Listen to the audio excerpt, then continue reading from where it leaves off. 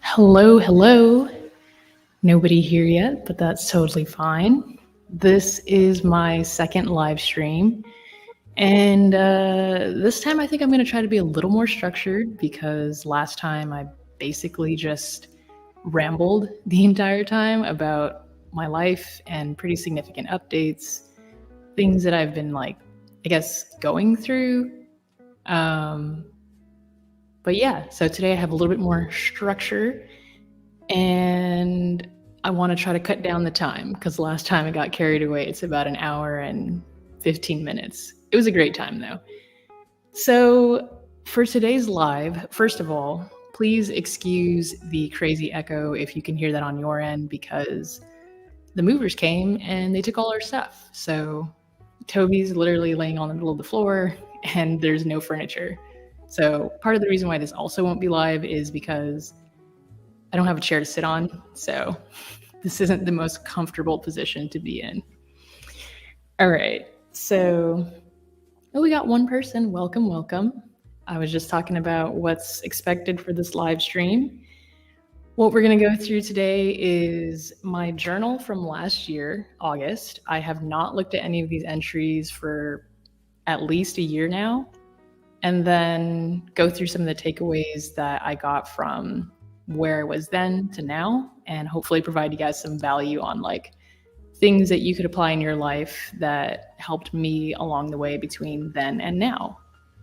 Then after that, I plan to go through, I guess, a brutally honest take on the reason why people don't actually change, especially when it comes to habit building or even just getting out of situations that they don't like. I have some pretty strong opinions and beliefs about this, and I have 3 pretty valid reasons why people just don't change. So, oh wow, 12 people in here.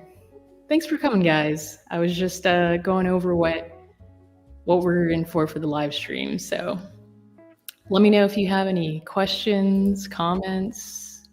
Got Elizabeth in here. Vivian Cost. Pam Burke's in the house.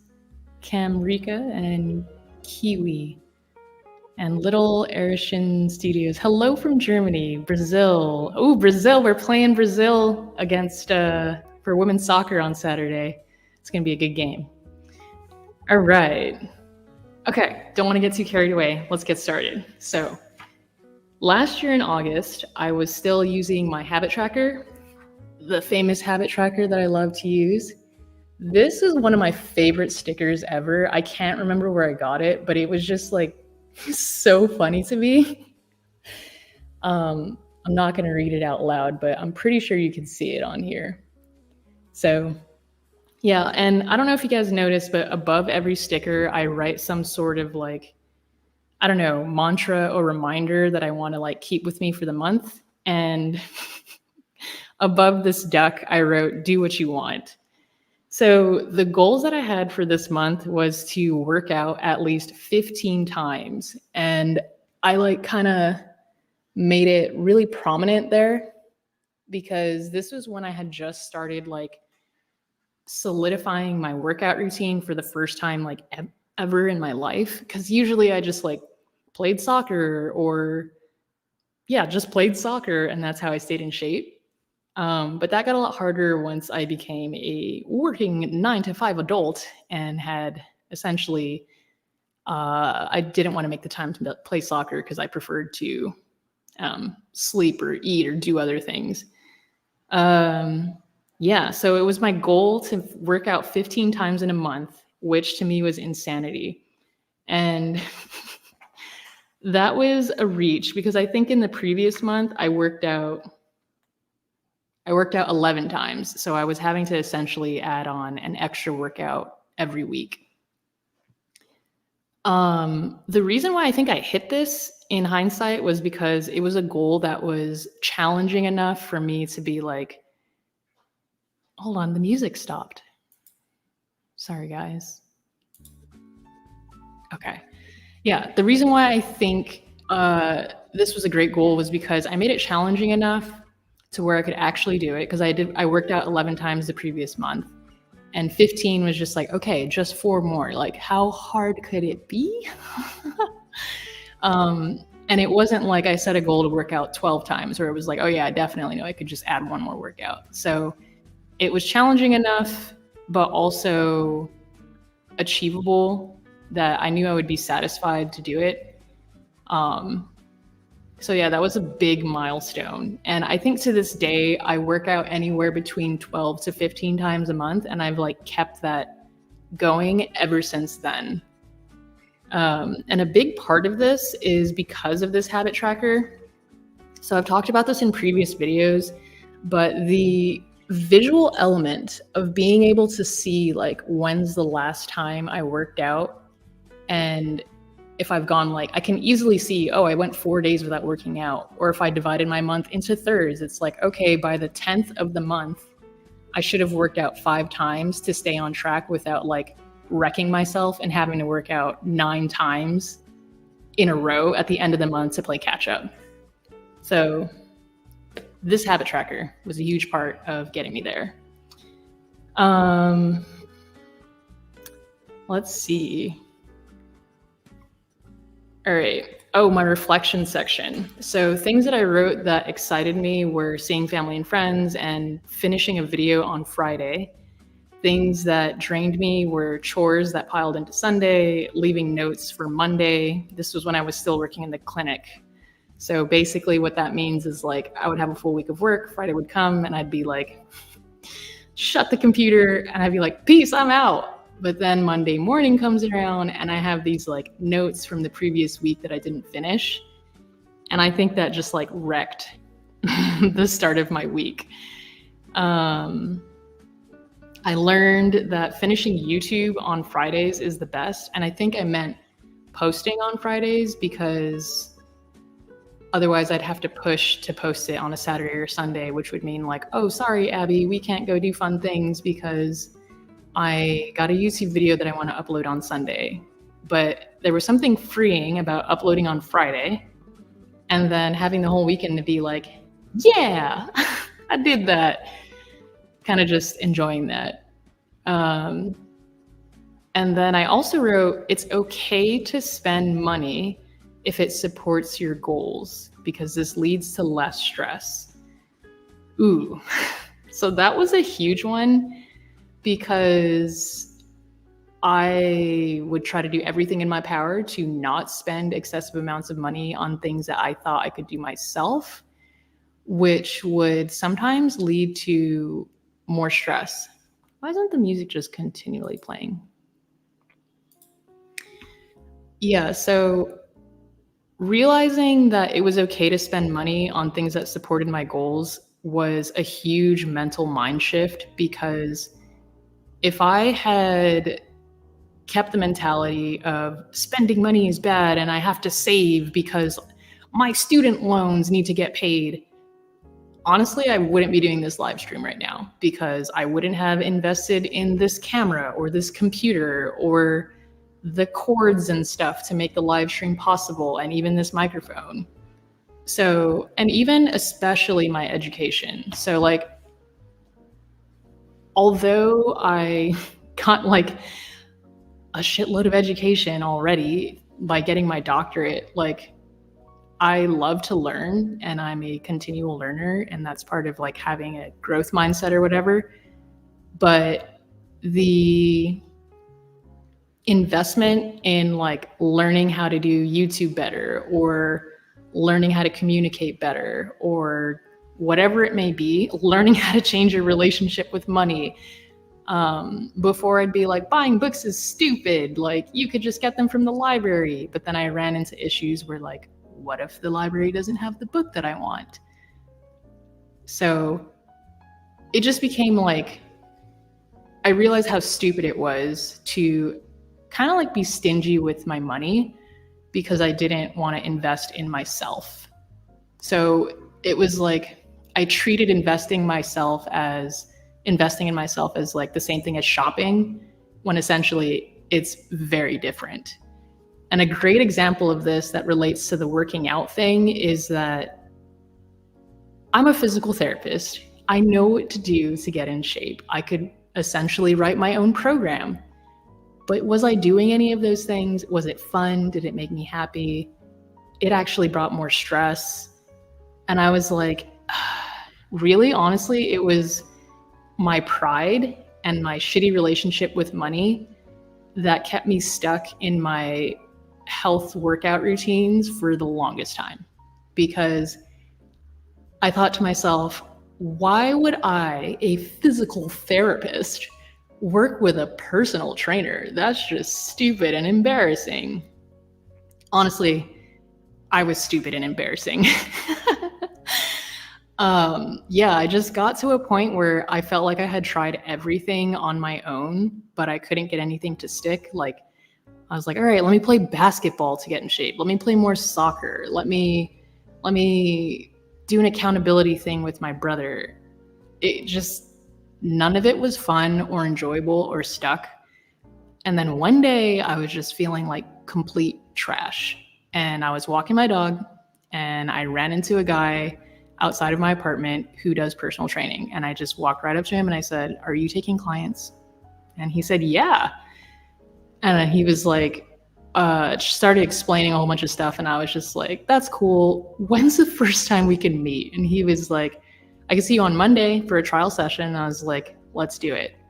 And then ever since that day, I worked with him. I've been working with him once a week. And it is expensive. It is really expensive. It's like it's $80 a session, so $160 every 2 weeks, $320 a month. It's not cheap. However, I actually ended up saving money in the long run because I used to just like eat out senselessly. And now that I was working out with this personal trainer, I was like, I am literally sabotaging my progress by eating Chick-fil-A regularly or Chipotle or whatever it was, pizza from the grocery store.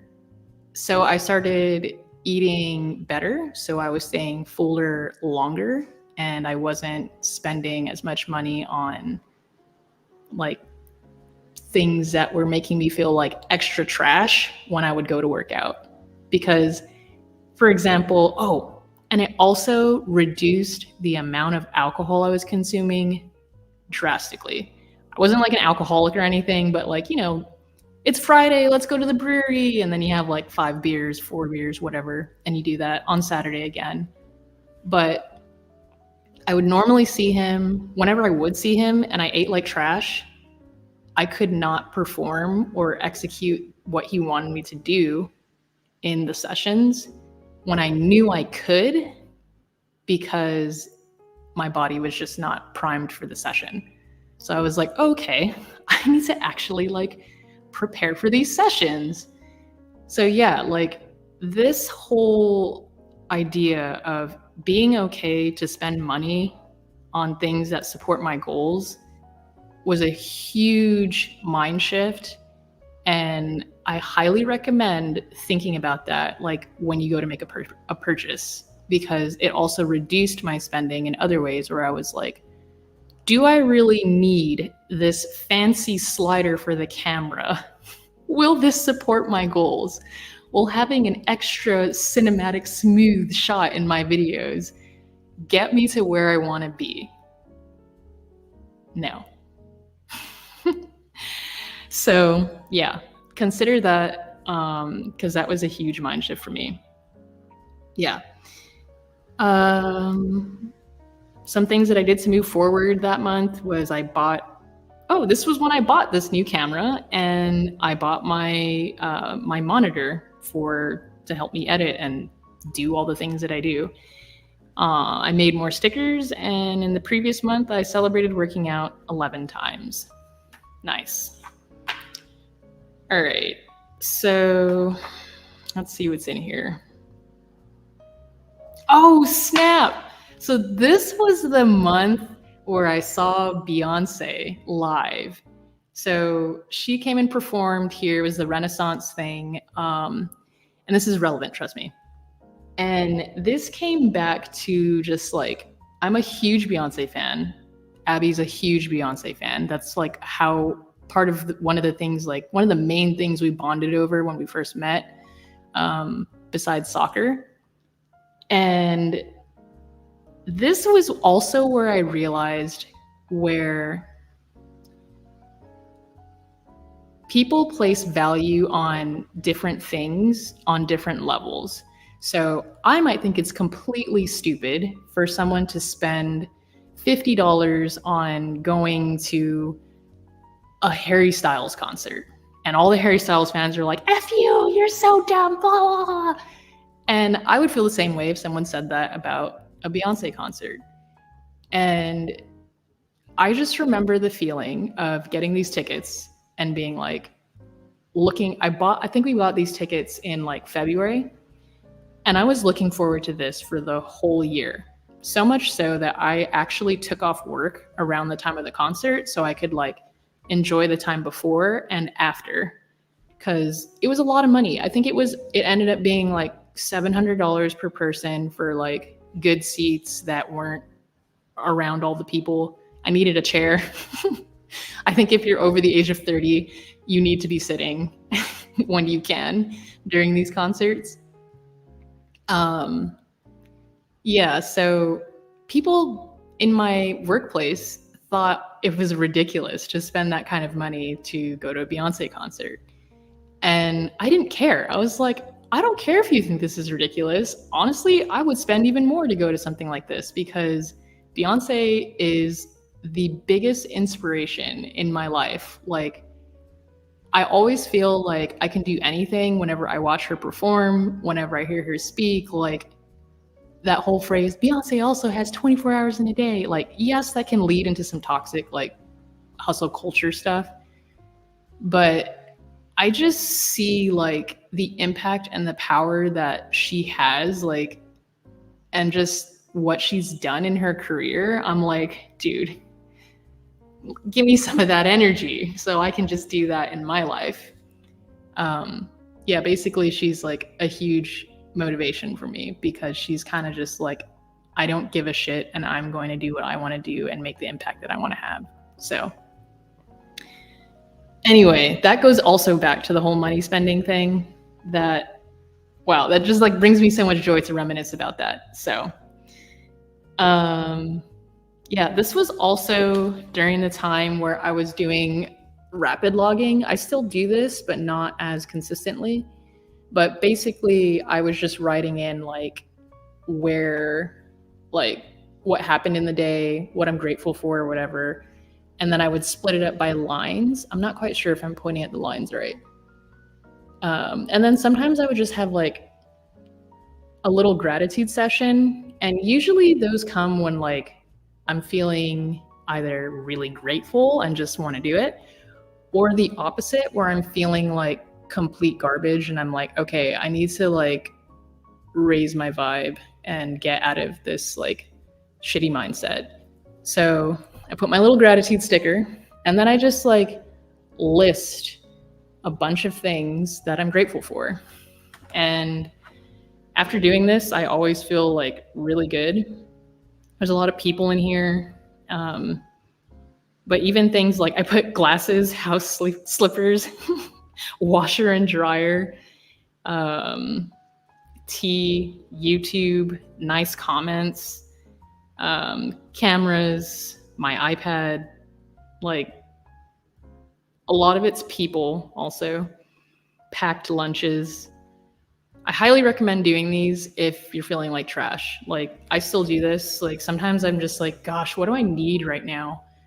And sometimes if I don't know, I just start practicing gratitude. And if I'm not around my journal, then I'll do it while I'm just like walking Toby. And I'll just like say it under my breath, like, oh, I'm thankful that it's not 100 degrees today. I'm thankful for the trees and the shade and that Toby's not pulling. And then I just rattle off a bunch of stuff and I feel a lot better. So highly recommend. I've preached about gratitude, giving gratitude on this channel several times.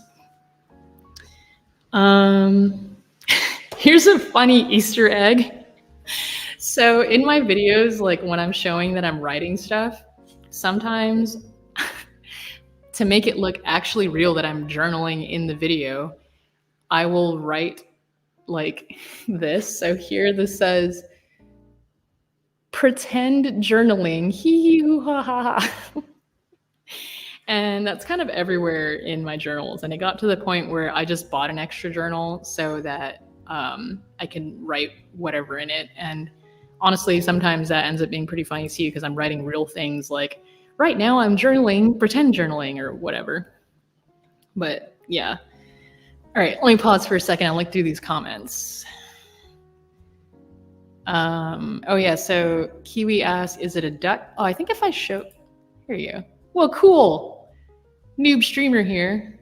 Yeah, they asked, is it a duck or is it a silly goose? So if you got in a little bit late, they're referring to this. My August, my sticker of the month there. I would say 'tis a silly goose. All right, how do I make this go away now? Oh, hide. Okay. Let's see. Kaylee Bean says, good habits beget good habits. Key emoji. Highly agree, Kaylee. Thanks for showing up again. Kaylee was on last week's live stream. Appreciate you being here. Ooh, this is a great question. I have hyperhidrosis. How can I deal with it, please? So I also have hyperhidrosis, and what that is just basically excessive activation of your sweat glands in certain areas of your body. I primarily have it on my hands and my feet.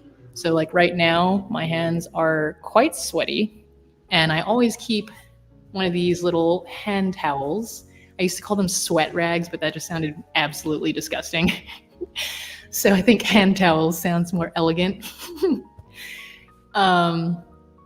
I made a whole video on this on my channel. I think it's still up.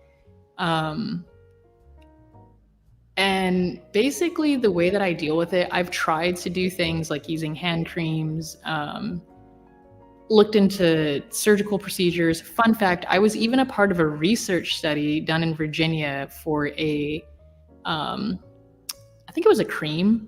Yeah, it was a cream or a product that you put on your hands, and then you wear gloves for like 30 minutes after you put it on, and then report your results or whatever. I should follow up on that and see if that went anywhere. But yeah, nothing really had a long-term change. I noticed that it did affect it in decreasing the amount of sweating, but it wasn't enough for me to like make the time to do the things that reduced it. So like there's this thing called I can't remember. I think it's just called iontophoresis. I'm not sure if that's the same word, but basically you put your hands in like this tray filled with water, and there's like electricity conducted at a very low voltage, a safe one. And it reduces in theory, it's supposed to reduce the hyperactivity of your sweat glands. But you have to stand there or sit there with your hands in water. And at the time I was in PT school, and it was like not really feasible because I needed my hands to either study or touch other people.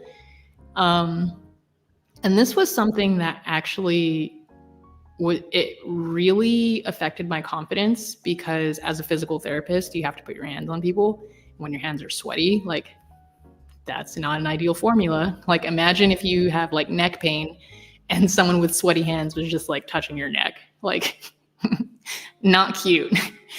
So basically I just owned it, and I was like, I wore gloves when I was in the clinic to work with patients.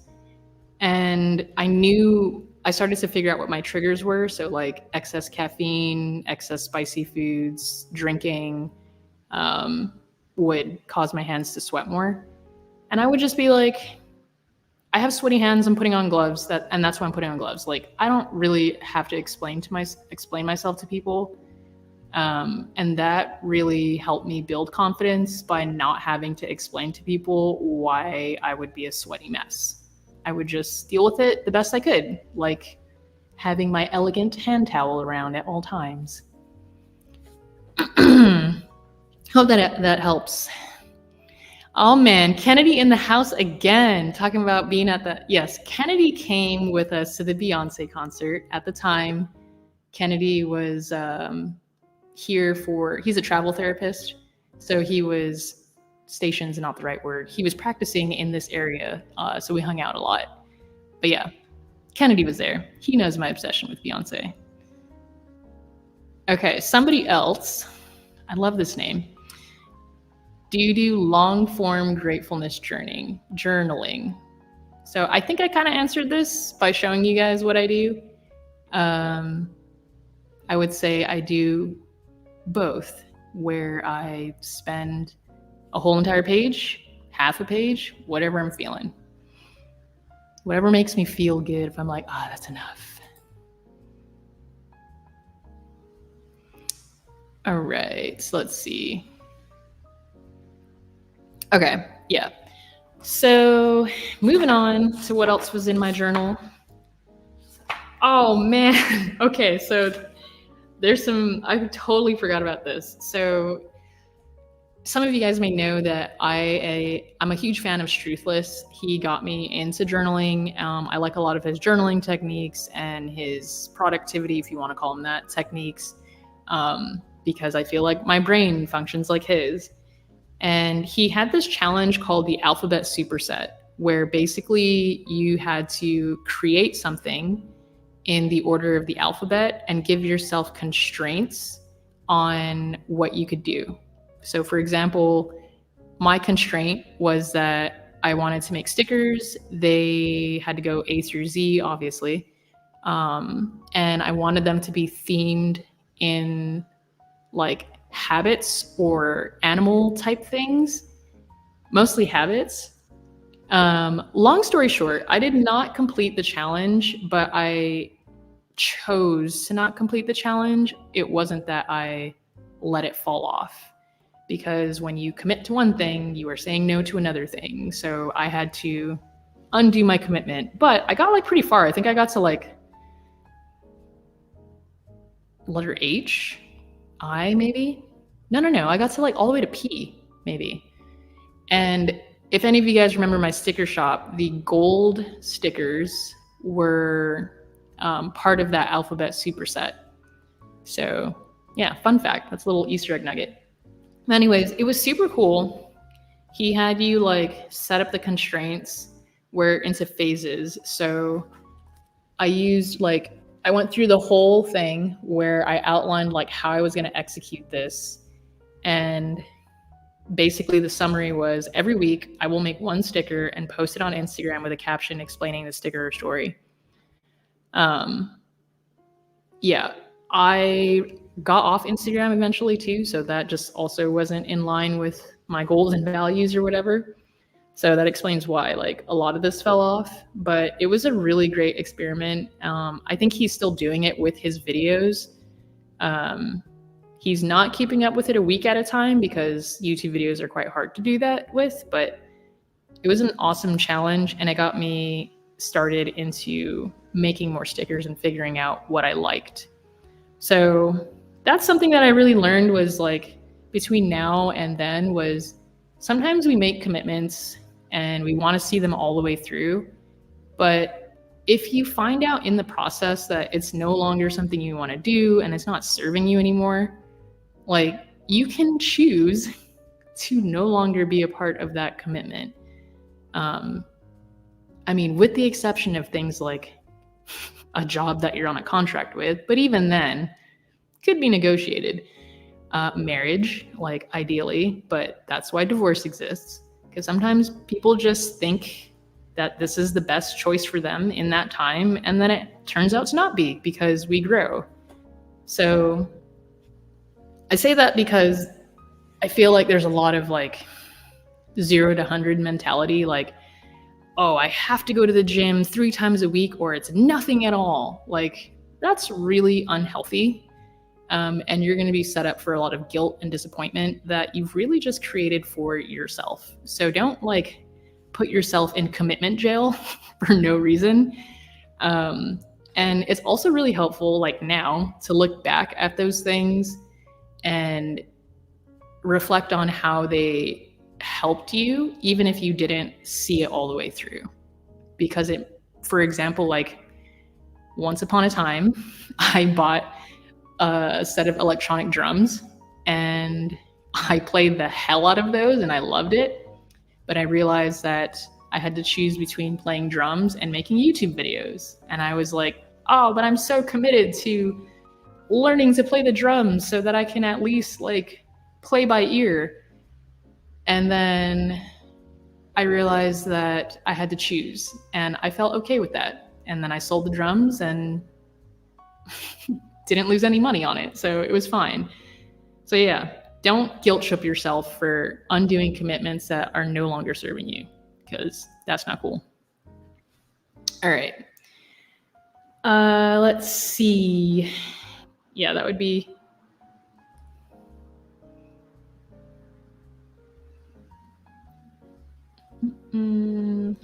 that would be probably the biggest lessons that I got from this. Got some life coaching lessons in here. Oh, okay. So last thing about the alphabet superset is that he also had you write, I thought this was really cool. He had you write this thing called the 27th letter, like, because it's supposed to be a pun or a joke or a play on, like, there's 26 letters in the alphabet. And the 27th letter is a literal letter that you write to yourself. And you're supposed to read the letter once you've achieved the, or finished the superset. And I was supposed to finish this in April. So I guess I'm going to read it now. Okay, so remember, this is something I committed to, and I wrote this letter assuming that I finished the commitment. So this is kind of funny. Dude, I fucking made it. I have a solid ass collection of stickers that reps me and my brand. This has really helped me and my channel grow and reps the importance of commitment and consistency. The irony. Super thankful for Struthless, Abby, my fans, and support from all of my family and friends. I never want to forget how the simplicity of everyday life can be the source of something so fucking awesome. I feel like if middle school me could see what I'm doing now, I wouldn't believe it. My writing has gotten so much better, and I really believe I can continue to make a huge impact and influence others. Just keep fucking going, and you can have anything you want. Holy shit.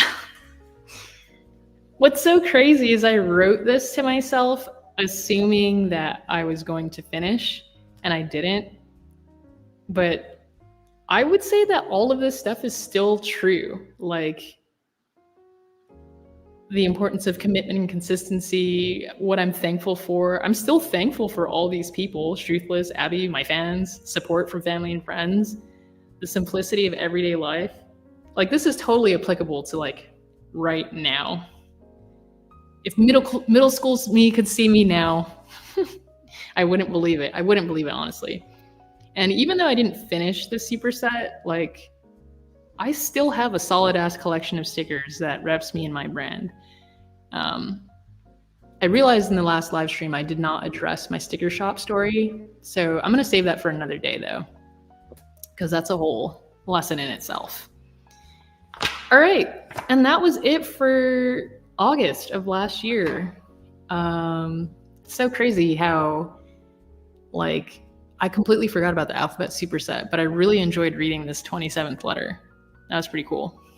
So, all right. Let's see the comments here. Nope. This is a good question.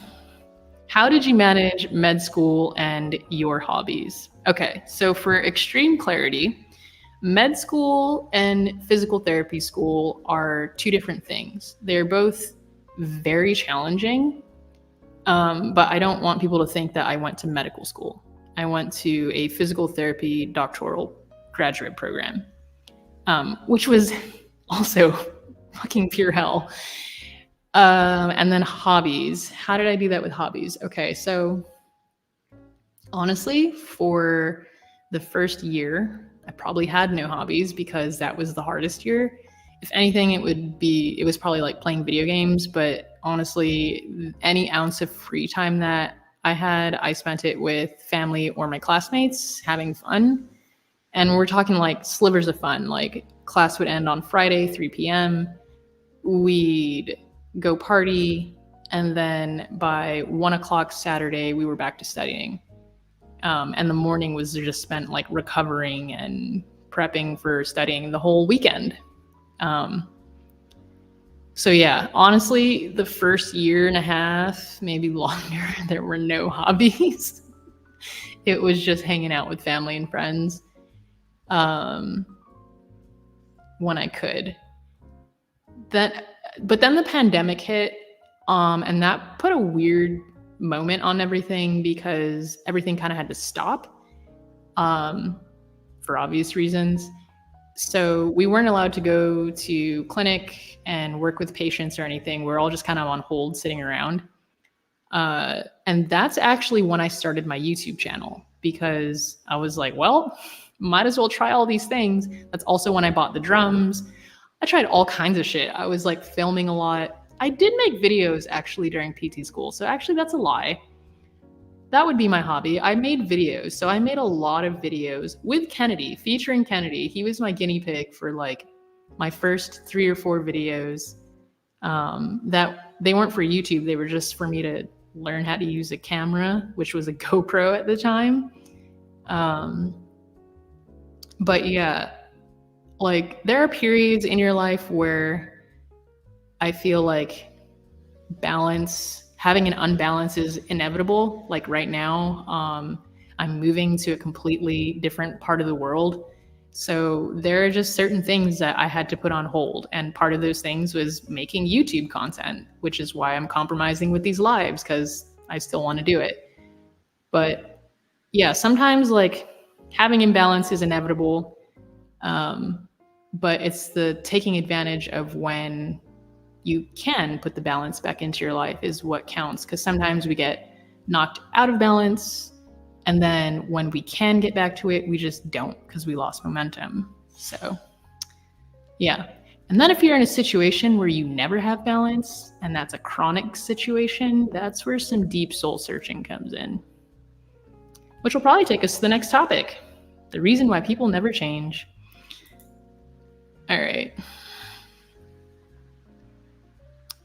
Okay. All right, yeah. So the next part of the stream is me talking about why I think, or believe, or know rather, the reason why people don't change.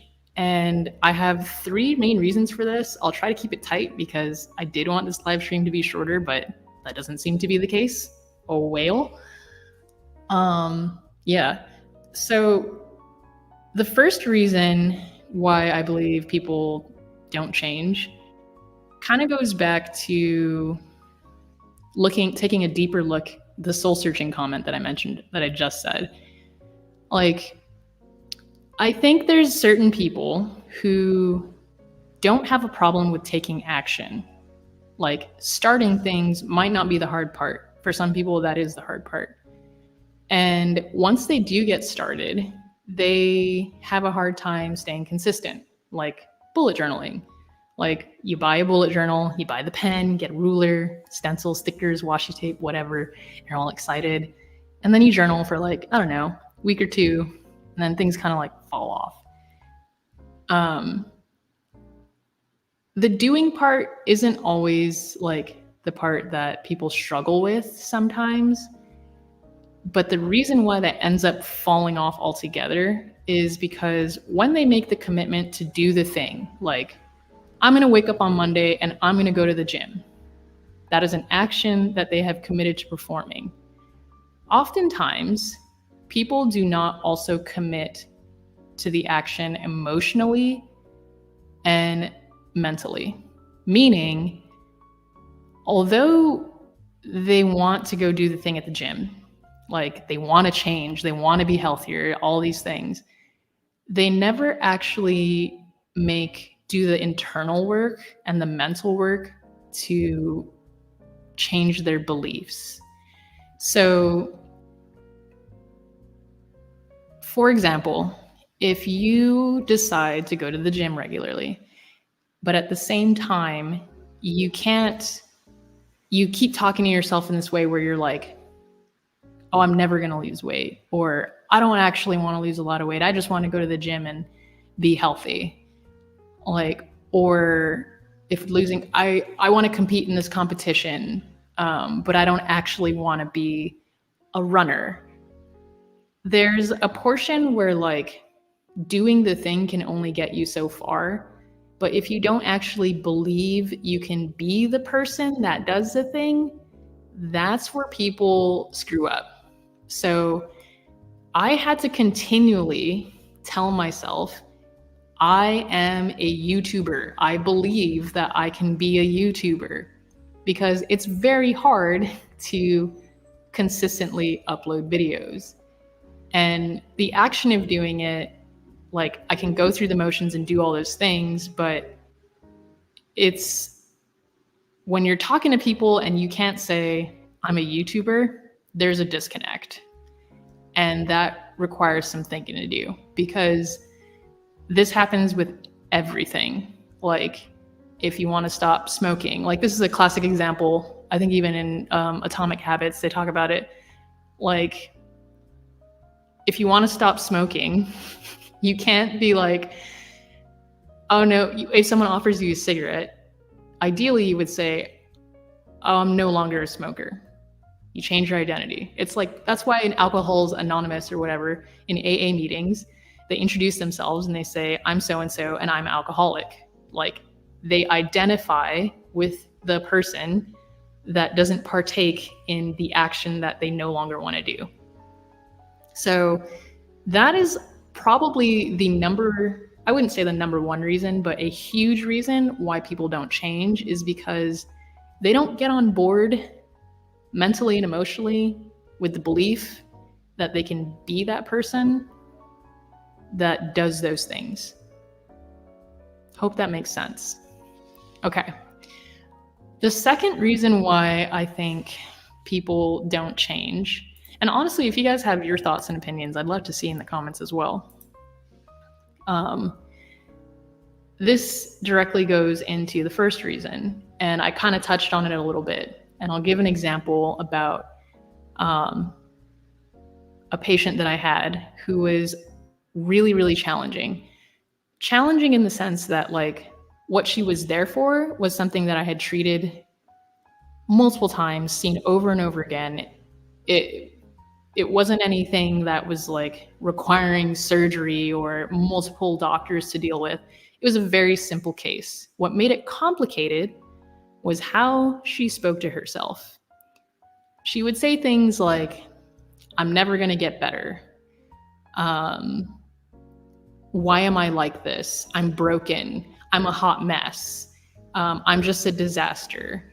And she, regardless if she said it in a self-deprecating way with a little bit of humor, there is a truth behind everything that we say to ourselves.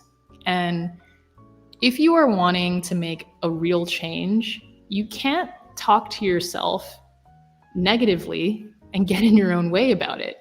So, for example, if I wanted to, in the past, when I was wanting to be more consistent with YouTube, I would constantly think to myself, well, it doesn't matter anyway, because nobody's going to watch this, or like, this isn't actually like helpful or useful or whatever. I would just say negative shit all the time. Or like, people probably think I'm a child because I upload on YouTube. Or my coworkers probably think I'm silly because I spend my weekends playing with a camera and putting myself on the internet rather than like doing XYZ. Once I like eliminated a lot of words from my vocabulary, including like the words can't, like hate, just simply eliminating the words can't and hate really made me reframe my thinking. So initially I'd be like, I can't go out on Friday because I'm gonna edit my YouTube video. I would change the phrase to, I'm choosing to stay in on Friday because I want to edit my YouTube video. And that made a world of difference. So whatever you decide you want to change about your life, be very, very, very intentional about the words that you say to yourself. And that can make a whole world of difference, because that naturally changes your beliefs about yourself. If you stop saying, I'm an idiot, every time you do something incorrectly, you're just gonna feel like, oh, darn, okay, like that's a good learning point. That's a good lesson that I've learned, like, rather than I'm an idiot, what's wrong with me? Yeah. Watch what you say to yourself, because you also project that energy out to people, and people can pick up on that when you are not taking yourself seriously. So take yourself seriously. Okay, let's see. I love this. Okay, so this person says, I'm gonna share it because I can get on board with this. I feel like people don't change because they aren't aware that they require change. Amen. They believe they are fine as they are and life will happen nonetheless. I believe it takes real courage to change. This is absolutely correct, because sometimes, you know that meme with like the dog in the flaming room and it says, this is fine. Like, or even like friends or family members that we know where we're like, please, like, get help or let me help you. But they just refuse, or not even refuse, they're just oblivious to their main humongous problems. And you're like, how can they live like that? And they're like, I enjoy living like that. That's the whole belief cycle of thinking like, this is fine and this is the way life is. There's nothing I can do about it. And you kind of just give away your power and your control by thinking that things are supposed to be the way they are and there's nothing you can do about it. If you're living like an amazing life and you're genuinely happy with everything about your life, I'm honestly very happy for you. But we all know deep down inside there are certain things where you're like, there's something that's a little like wrong. Like when people would be like, oh, you must love being a physical therapist. It was really hard for me to get on board to be like, I absolutely love my job. And like, there was a point in time where I could say that, but I couldn't say it without thinking in my head, but. So we know our feelings you can't deny how you feel. So yeah, thanks for sharing that, Raybell. Okay, so where was I? All right, so I was talking about other people now. And if you don't respect yourself or like take yourself seriously, then people won't take you seriously. I think a huge part of the last part of why people don't change is because people, they don't actually like set boundaries. Like when I wanted to like take YouTube seriously, I let other people know constantly that Sunday that was my YouTube days. And I would have friends text me and be like, hey, you want to hang out? You want to do this on a Sunday? And I would simply reply, sorry, no thank you, filming today, with like a smiley face or whatever. I would just politely decline. And it was a boundary where I was like, I want to be a YouTuber and I want to make this work. So therefore, I am going to let other people know, aka I'm going to set a boundary to let other people know that this is who I want to be.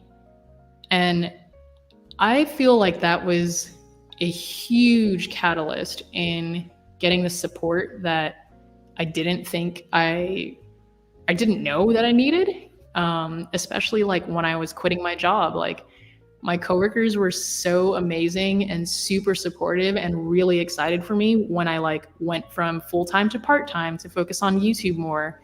And then when I went from part-time to quitting, like everyone was genuinely happy for me. And my boss, she actually like made sure that I could have the time to do what I wanted to do for YouTube, and let me like adjust my schedule so long as it was within reason and I let her know ahead of time. And all of this had to do with setting boundaries. Like if I was asked to work extra hours or do extra things, I would politely decline. And I was like, no, because I'm doing this for YouTube. So people would just stop asking. They would be like, I basically trained everyone around me to take me seriously. They're like, oh no. Don't even bother asking Simi to like do that because like she's already like occupied with doing YouTube. And they weren't saying it in a way that was like, oh no, don't ask Simi. It was like they just knew that there was a respectful line. It's kind of like when people will say like, I am leaving work at 4:00 because I need to pick up my children. Like set that firm boundary and then everyone knows, oh, can't ask her. It's already 3:45. She's about to pick up her kids in 15 minutes. Like that really signals to the people around you, to the universe, to yourself, that you are creating like this capsule or a world with boundaries that supports you in changing. I hope that makes sense because I feel like I nailed it.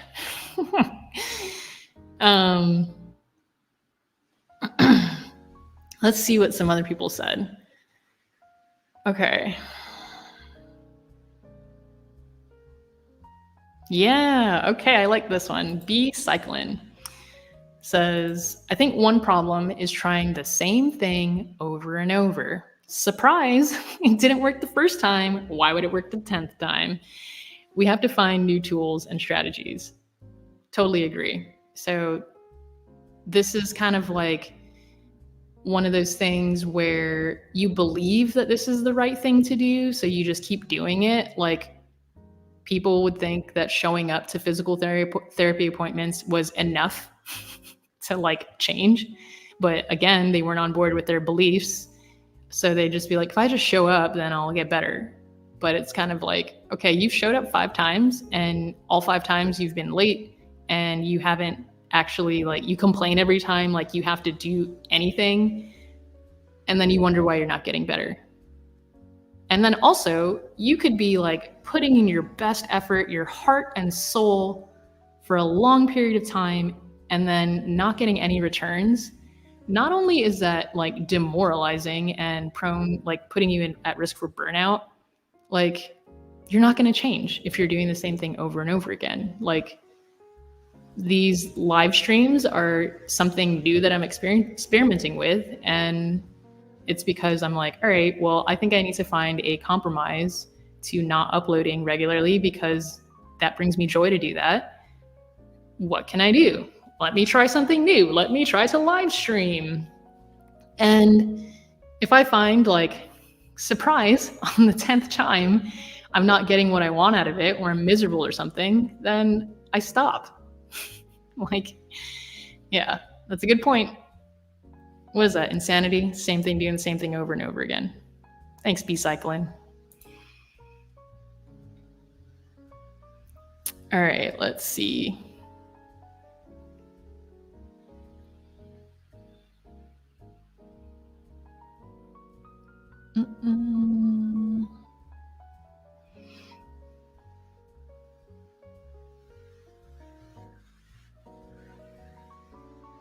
Ooh, okay.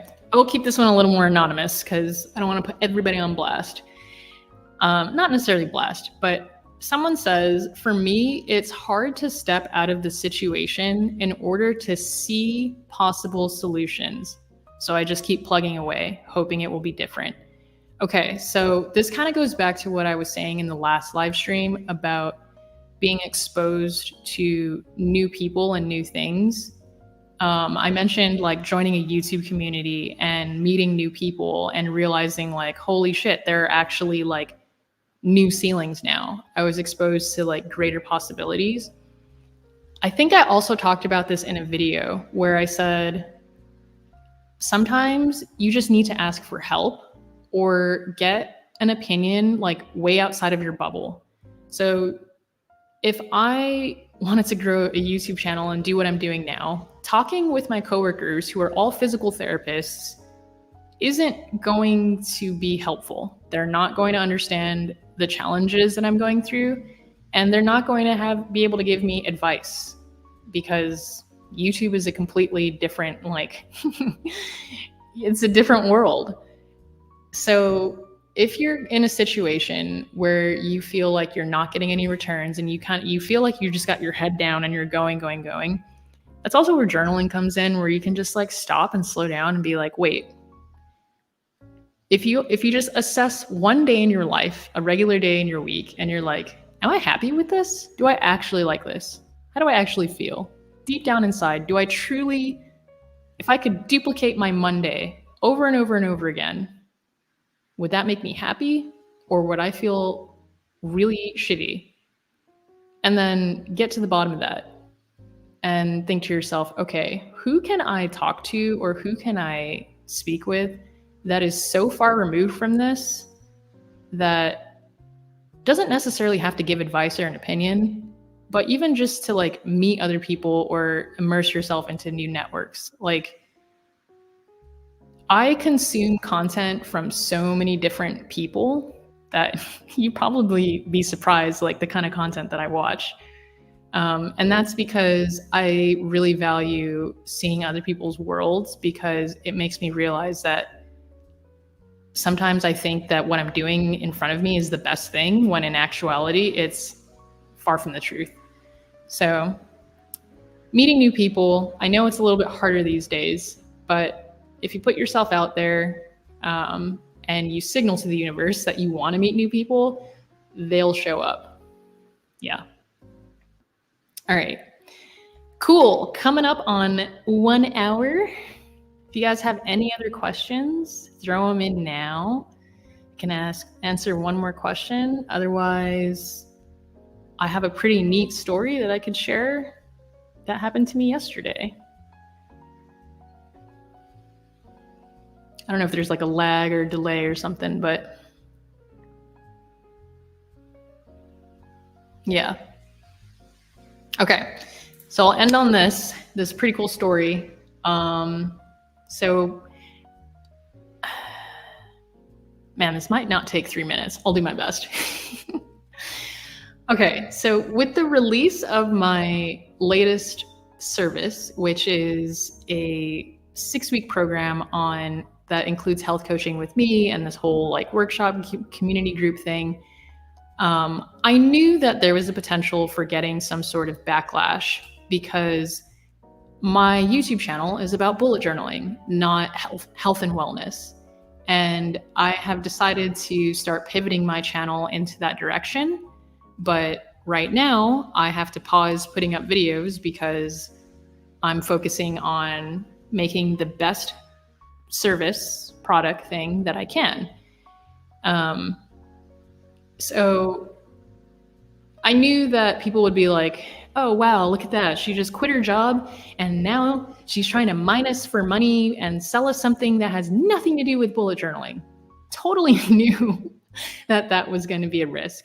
And that's fair. That's like, this change and transition is hard.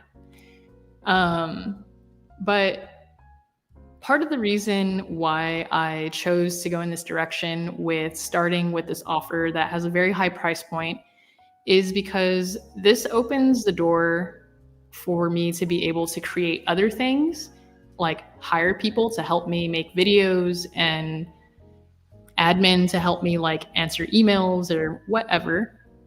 And like part of my ultimate goal is to have an impact on the health and education system back on Guam, where I'm from.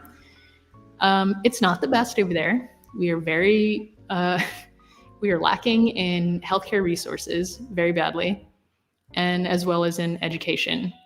And yesterday or Wednesday, 2 days ago, I went and played soccer to de-stress and have some fun because I was feeling a little bit basically I was feeling a little shitty because I felt like people might have been thinking that I am not authentic because I'm selling something on the internet that isn't in line with my channel or whatever. And as much as like I have to try not to care about what other people think and just do my thing, like, I'm a human being, I have emotions, and like when people say things, it can get to me. So I went to go blow off some steam, play some soccer, have a good time. Man. So I always wear these for my workout shirts. I always wear these shirts that say Run Guam on it because my friend owns a running clothing apparel company on Guam called Run Guam. And I was wearing that shirt at the soccer field. And this lady was like, "Oh, is that a Guam shirt?" And I'm like, "Yeah." And she's like, "Oh, wow, I work very closely with people from Guam." And I was like, "Really?" And she starts like naming all the islands nearby and like what she does. And I shit you not, this person was like, "Yeah, I work very closely with the Department of Education on Guam." And I was like, no fucking way. Because, I'm looking to build any network, relationship, anything to just like get my foot in the door, tell people about what I'm doing, and like start setting up those communication lines for 5-10 years into the future.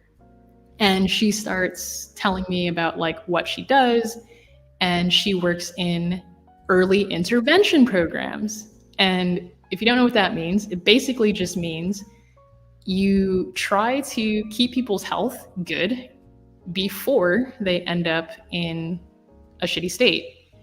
That can be both for education and for healthcare.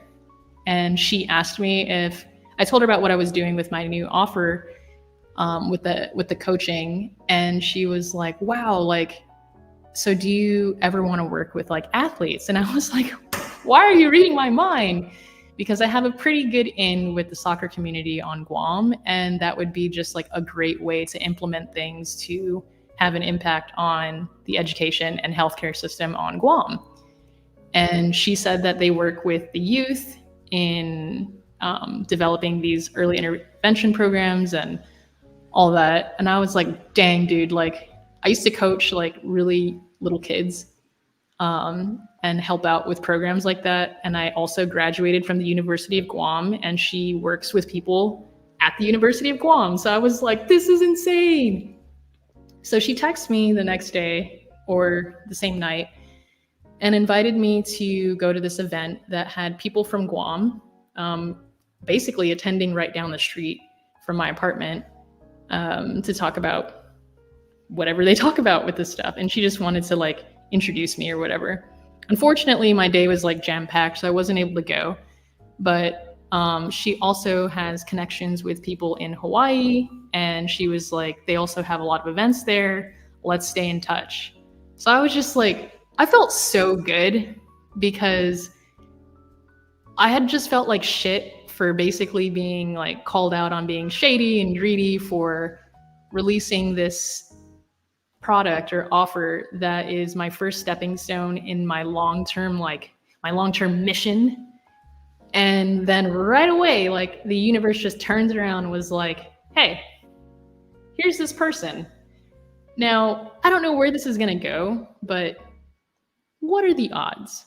So yeah, just wanted to share that super cool story because it really just goes back to the things you think, do, and say and project out of yourself really send out a signal to other people in the universe. Like she could have thought I was a shitty person, being like, I don't want to introduce her to like these people that I work with.